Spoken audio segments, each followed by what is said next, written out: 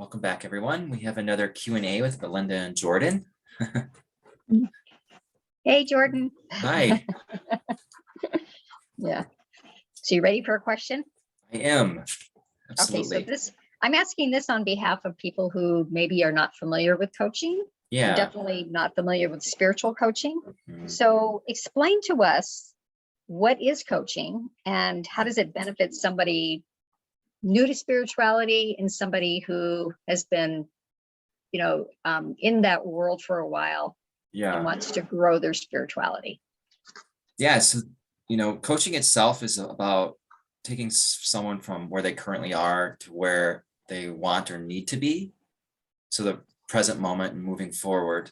And it differs. And as you know, as a therapist, that a lot of times in therapy, you go into the past to heal yourself, and then you're able to go from the present moment to moving forward. So coaching focuses on the present and then coming up with actionable steps in your life and moving forward and implementing those in your life. So kind of in a sense, both therapy and coaching can be used really in a useful way together, for addressing past things such as trauma that come up. And then once you've gone through a certain level of work there and you're ready to really address that, then you can focus on the current moment and come up with some actionable steps. So a lot of times they say that they can be used in tandem of one another really well. Coaching itself is really about that. It's about taking someone from where they currently are and guiding them and being a partner and creating a container for them themselves to take themselves and instill and empower themselves with the ability and the qualities that they already have or instilled through their innate character. And then taking them from where they currently are to where they need or want to be, to a new position and a new embodiment. And with regards to spirituality, it's basically that, but any component of spirituality that's applied to your life. Basically taking coaching and applying a spiritual approach. Spirituality is a very broad term. And so I always try to specify, what does spirituality mean to you? For one person, it's about being in the here and now. It's about being part of it, in it, like a surfer I worked with. Another person is about love. It's about interacting with the universe and having meaning and purpose. But these are all specific to the person. So the first thing you do is define spirituality for that individual, and then you implement those important aspects as a priority and a goal orientation into their life. And you sit down and say, well, what's the point of having a spiritual coach? Okay.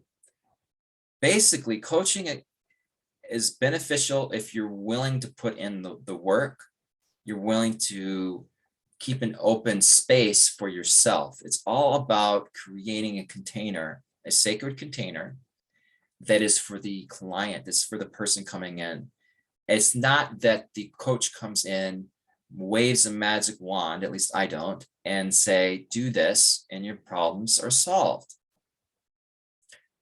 The approach that I find most appropriate is that the answers are within the individual always. And this is a partnership where I function as a mirror. And we talked about the mirror divinity, where I function to reflect your fullest potential and embodiment, what you want and how to achieve it in a way that you can experience and that brings you happiness, joy, wholeness. A lot of times we're going straight to wholeness. We're looking for wholeness, but a way that you want it, the way that's specific for you in your life, a way that only you can come up with. And a lot of times, these are on the subconscious level. And we talk and we interact and we come back and forth.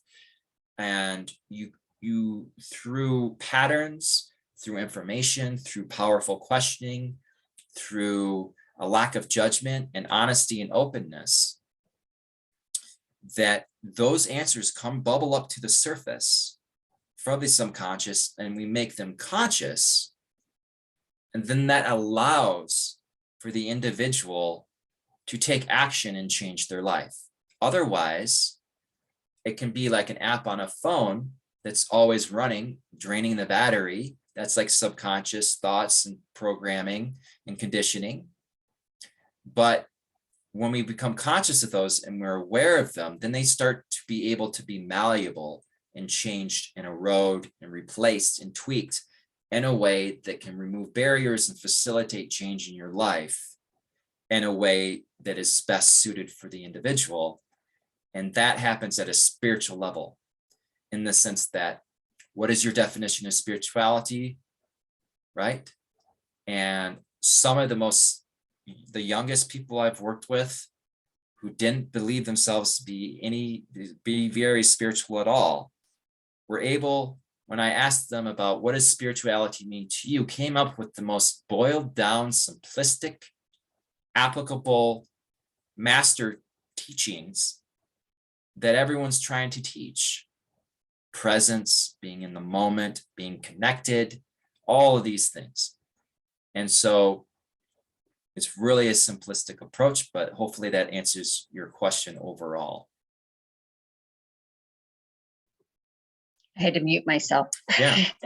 With the noise next door, but do you want to end this one and so I can ask another question? Sure, sounds good. Okay. Go ahead and do that. We have another one coming up.